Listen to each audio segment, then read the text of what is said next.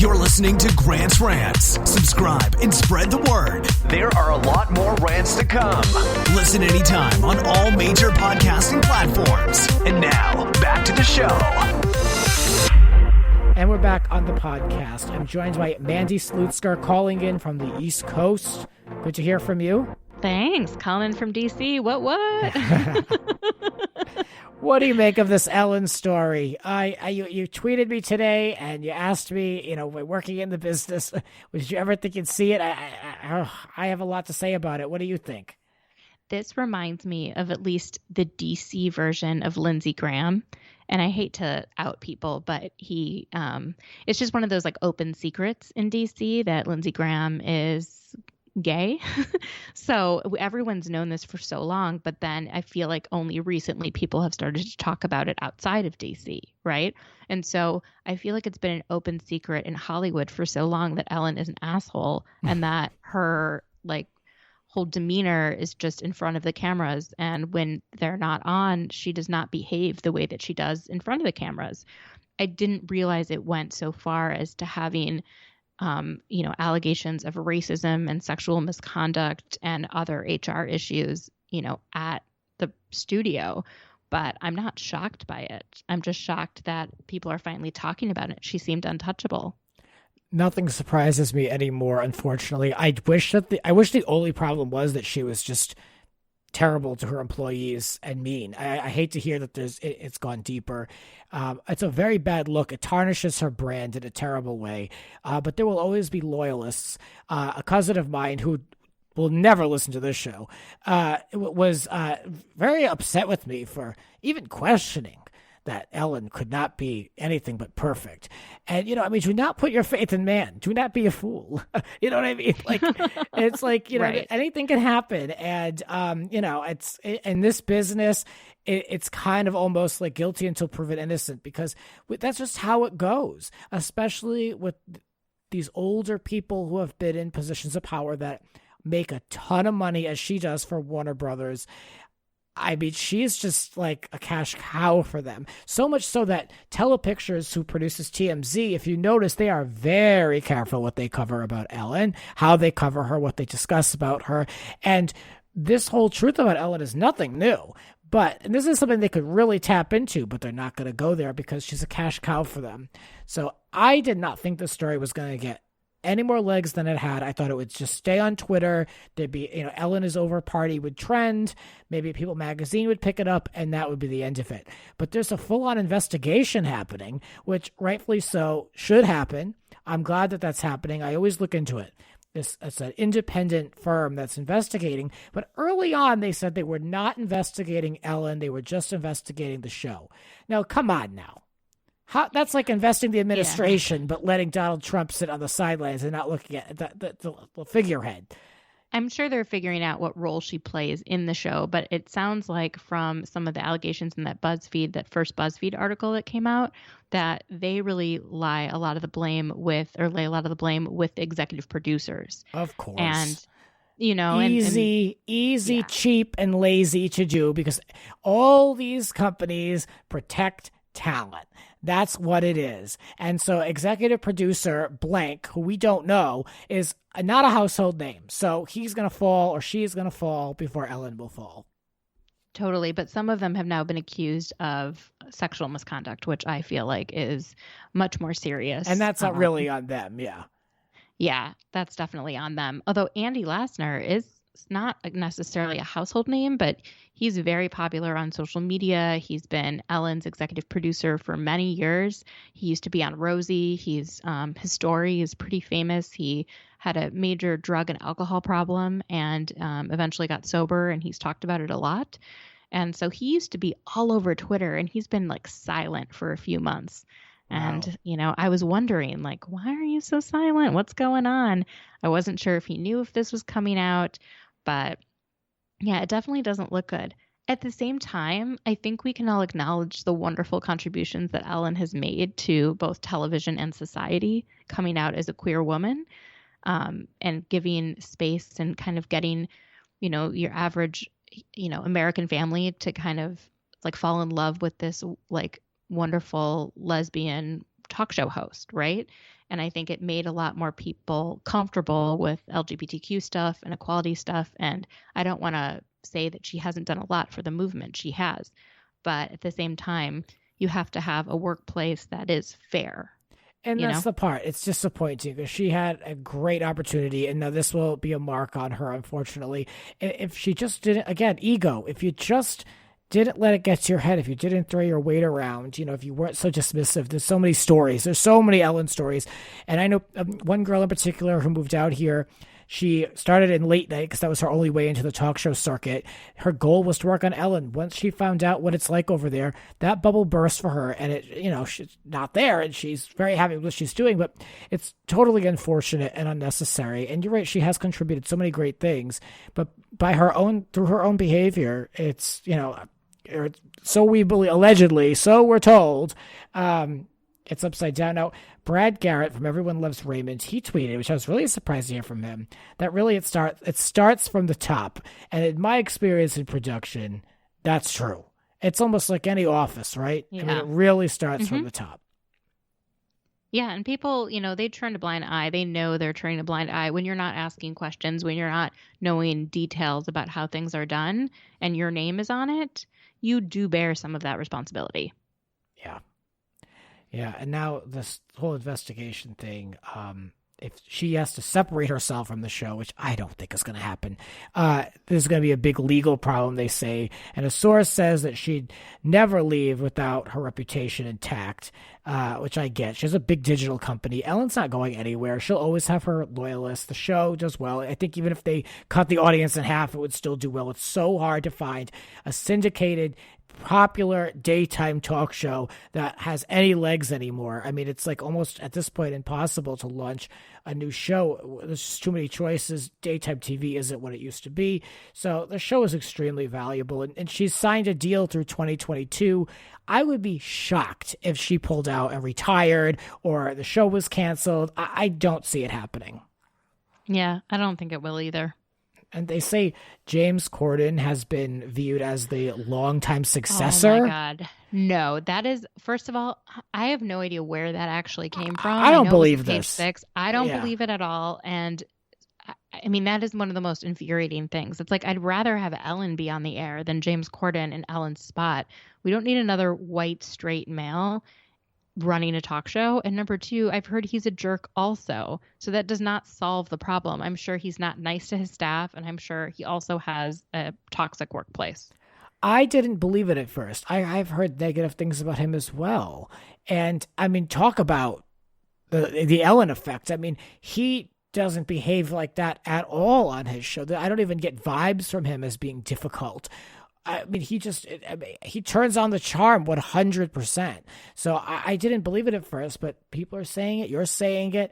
I'm wondering if there's truth to it. I can't say I'd be surprised, as these people make a lot of money. He's had a tremendous career. It's hard to be humble when you have everybody around you viewing you as a cash cow. Yeah, I've heard it from British people primarily who are like, oh, he's a jerk. Interesting. Yeah. It's like a widely known thing that he's kind of an asshole, not that he's, abusing people at work or anything like that, just that he is an entitled jerk. So another reason why I don't believe this either is, Ellen, we said it's through Telepictures, through Warner Brothers, and James Corden has to deal with Viacom CBS for his late night show. Right. There's no way he's getting out of that. No, I don't, there's no correlation. They're two different conglomerates for those who aren't familiar. So I don't know how he could be even considered a long-term perspective host if he's under a completely different contract cycle with another company. Who knows? I don't. Who knows? I always wonder if people leak things like that just to see the blowback. So I firmly believe that the producers or people behind The Bachelor, like Mike Fleiss, leak potential leads for The Bachelor and Bachelorette, knowing that maybe they won't choose those leads. And if the reaction is super negative, they're like, see, we can't choose that person because look at the reaction on social media. So I always wonder, who is leaking this and what agenda do they have? Exactly. And this is also taking us away from talking about Ellen just in this one segment alone. So if that was something that wanted to like just float out there as like, oh yeah, James Corden, like he'd be a good one, don't you think? Like that also now deters us from talking more about the allegations and getting into the details, which, you know, this is a commentary show. I'm not going to be here like the evening news reading what every, you know, thing they're alleging, but I'm always for an investigation. I feel the same way about the Free Britney movement. Like, but it's got to be a fair investigation. Who knows? I'd be curious to see what comes out of this. A lot of these investigations, like the one with The View, we never get the actual like public, you know, they don't talk about it on the show. Now that did come out. That woman has been removed, that Barbara Fedita over at The View and ABC for talent and all that. She's out. But they never got the opportunity to discuss it on air. They never gave Sunny Hostin the opportunity to discuss what was said about her in such a lousy way. And I don't even like Sunny that much, but she should have had her moment. But they bury these investigation results, and I want to know. I'm invested. This is the age of information. I agree. That's it. Sunlight is the best disinfectant. Love that. Let's talk about some returning TV. This comes from the Hollywood Reporter. I just took a sneak peek just to see what's coming out. As a reality TV stan, of course, I'm going to watch Big Brother. I did not watch it last season. I needed a break. It's too formulaic for me. But at this point, who cares? Right. That's the least of my standards problems. are getting lower and lower. Yeah. I mean, I used to actually, like, I could, like, mouth the words because, like, they just read from the same recycled cards as far as, like, the rules of the game and then the evictions and all that.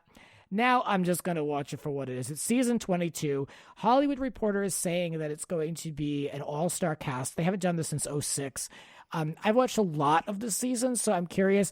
Now, there's like all-stars, and then there are fan all-stars. There's the ones that the network thinks are great, and then there's the ones that the fans like.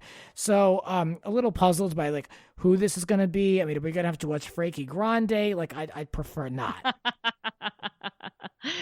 That's a name I haven't heard in a while. Yeah, I mean, everyone's free, so I think everyone's has, you know, no one's exactly. like doing No one anything. has another job going on, no gig lined up. Yeah. So. Well, I don't know what social media is going to do with this information as far as like Frankie goes, but I know the show will probably get good publicity out of it because, you know, that they only care that he's Ariana Grande's brother, so if they can get one retweet from Ariana to be Team Frankie, they'll go over the moon for that. Totally. So I think that's probably what they're thinking. It comes back Wednesday at 9 p.m. I'll definitely be watching, but the thing is, I don't want to be paying for CBS All Access. Do you pay for that? I do not. I don't know anybody that does. I have in the past to watch the live feeds, but there's nothing on there that I don't watch like NCIS, you know, so I'm not going to get it. Yeah. Yeah, can't say I'm that interested. What else? Well, the Real Housewives of Potomac is back this week. Oh, yeah. And I know that's on Bravo, but I am a huge fan of that franchise, mainly because it takes place in the area that I live.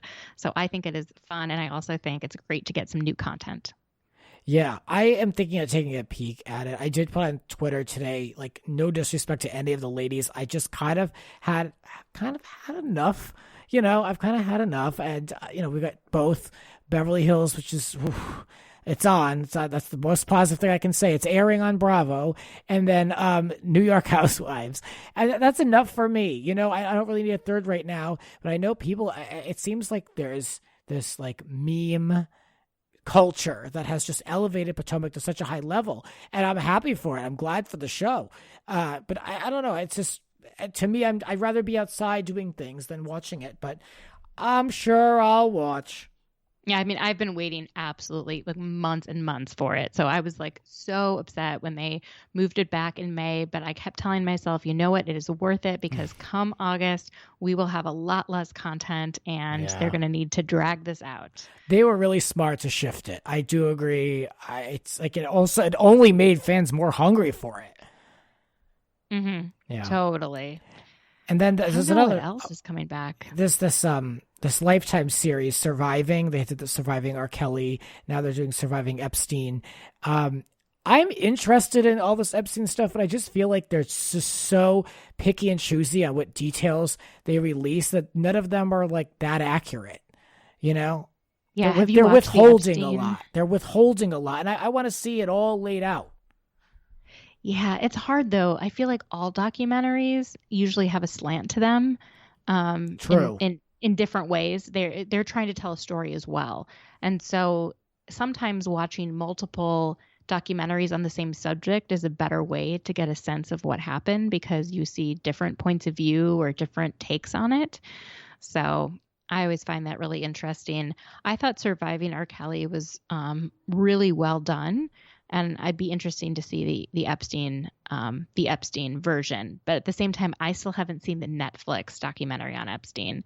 So I probably should start with that. I started with it briefly. It's very intense, but I also feel like with that too, the reviews for that and those people who really follow it, now they're knee deep into this case, they feel like it was lacking certain information as well. So, I mean, it's good to be informed, but I like to see everything laid out in front of me. I know this is still developing too, so everything's changing, but there are some certain things that I believe are left out. Like, come on, this is a big story, and I think I'm gonna really get into it and follow it. I'm very selective because these things drag on for years, and there's so many twists and turns. But this is a big story, and I think I'm gonna follow it.